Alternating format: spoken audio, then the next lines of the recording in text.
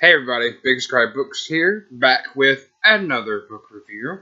This one took me a while, I'll admit. I took my time reading this book just because I thoroughly enjoyed it. Well, okay, not as much as the rest of the series, but I enjoyed it quite a bit. And yeah, I'm wearing a hoodie because it's a little chilly here now, so I'm a little cold.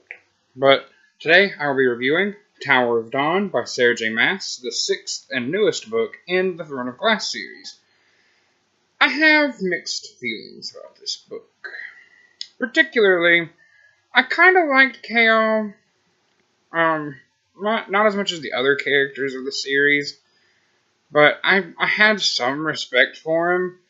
But in this, I get what he went through was horrible, and if you haven't read the series, you might want to stop now, because I'm probably going to spoil some things for you. Once Kale got paralyzed from the waist down, I felt sorry for him, I felt bad for him. But it's just like, he took on this whiny persona, and he let it define him so much. And I get that he went from being a warrior to being stuck in a chair. I understand that. I have trouble moving around too. I use a cane and a wheelchair myself.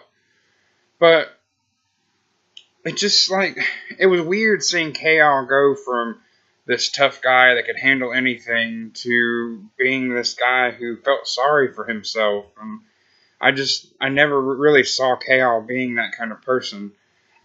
That being said, a character that I didn't really like at all was Nesrin. I never really liked her in Queen of Shadows. I just didn't find that much appeal in the character. But she redeemed herself in this book a lot, and she became one of the coolest characters in the book. And not to mention, we have the new character Yiren in the book, and I absolutely love Yiren. She's by far one of my favorites. Her and Dorian are my two favorite characters in the entire series.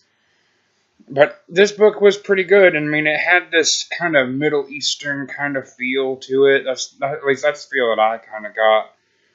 And it was just really beautiful the way the civilizations in the southern continent were described. And we got to meet the birds called the Rooks, and the Rooks are just these beautiful giant birds. And oh man, and if you like Game of Thrones, you need to read this series, because the ending of this was exactly like the same feeling that you got when Daenerys was crossing the ocean with all of the what do you call them, the horse people, that's kind of the same feeling you got. It was like this epic, incredible ending. For once, Sarah J. Maas did not break my heart and my soul into a billion little pieces. She actually did good with the end of this book. Yes, some parts of the story were sad. But, for the most part, this book actually ended on somewhat of a positive note, and it gives us hope for the rest of the series. Yeah, my hair's a mess right now. It's like 9:34 at night. I don't care, but that's the point. But this book gives me hope for the rest of the series, or I think there's one more book in the series coming, I think she said, and then it was going to be over. But this is they're ready, and they're getting ready for battle, and they're trying to get the southern continent to help them in the battle against Erewhon. But I will tell you, some big secrets come out in this book, and it is dramatically important. Things that will blow your mind.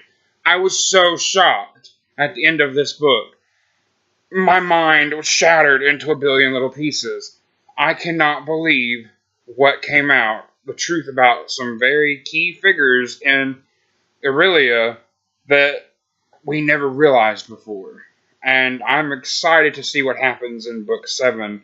And I can't believe I have to wait till 2018 to read the next book, and it's killing me. But I am super excited because this series has not disappointed. Tower of Dawn was great. It just didn't excite me as much as the rest of the series did. So for that reason, I am going to rate it a 4. Just because I didn't get into it as good as I did the rest of the series. Now, it still is great. It still is an amazing story, an amazing installment into the series. But it's not really her best work, in my opinion. And it kind of disappointed me on some levels, because in some parts it kind of just dragged on. and it didn't have the same feel as the rest of the Throne of Glass series. Now, when Nesrin, kind of a spoiler, when Nesrin goes to see the Rook Riders, then it kind of has the same feel as the Throne of Glass series. That's when I started to get that Throne of Glass feel again, was when she goes to see the Rooks. That was amazing and epic, and I cannot wait to see what happens. And honestly, my favorite line, I'm going to spoil this for you, don't really care. My favorite line of the whole book was running down the soldiers of Morath on a horse named Butterfly. To understand that, you have to read the book. So, I hope you guys enjoyed this very short review. I am now reading Carrie Maniscalco's new book, Hunting Prince Dracula, and I'm not that far in, but it's pretty decent so far. I loved the first book, The Stalking Jack the Ripper, and so far this series has not disappointed me, so hopefully this book is just as good, and from what I've got from the beginning, it is pretty interesting. And I absolutely love Cresswell and Wadsworth, so hopefully this book is going to be good. But I will be reviewing it next, and then after that I've got the other two Infernal Devices books to read, because it is now the month of October! And I'm so excited. I love fall, I love Halloween, I love this time of year. It's so wonderful. I get to read spooky stories and have fun and not be weird. So, I mean, it's normal to read spooky stories around this time of year. Any other time, you're just that strange guy that reads spooky stories. But anyway, I really hope you guys enjoyed this review. I love you guys, and God bless. Bye. Oh, wait. No, I forgot. I just found out I got picked to be a rep for a company on Instagram called Little Box of Joy.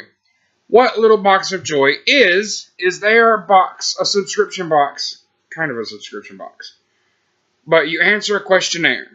The questionnaire determines how your box is put together. It is a box specifically geared for each customer. It is a customized box just for you. You answer the questionnaire, she picks out a book. Her name's Gretchen, and she picks out a book for you and little stuff that goes with the book. And it's all geared around you and your interests. And I am so excited to be reading or to be joining the rep team for Little Box of Joy. I'm already a rep for Fiction Wix on Etsy, and I will go ahead and put the link down to them down below, and I'll put my rep code for Fiction Wix, and if you use my rep code, you can get 10% off your order. It's a little cheaper if you live in, like, Europe, but, I mean, if you like candles, then, I mean, just go for it. But they have some amazing candles and some of the most unique candles, especially their Terracin one, which I hope she brings that back into the store. I don't know if she has it in stock right now, but it is so beautiful, and it's these beautiful scents, but the thing that makes it so unique is it has pine needles inside the wax.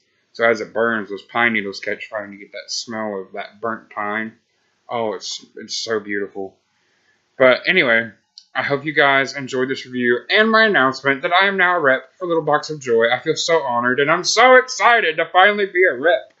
Oh, I'm so happy. But I love you guys. God bless you.